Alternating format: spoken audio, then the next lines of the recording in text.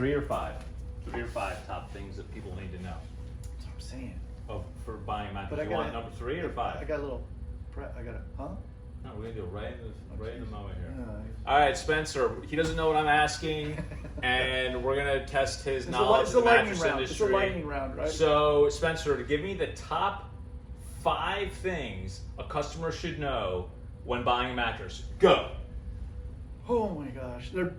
How much they want to spend. How much they want to spend. Number 1, premeditate before you go in. Number 2, what type of firmness feel they're used to. What type of firmness feel they're used to? How they sleep at night. Side, back. Side, stomach, back. Okay. 3/4. Gosh, number 4. You caught me. That's the 3. I got Just 3. need the 3. You caught We just me. need the 3. Oh, There you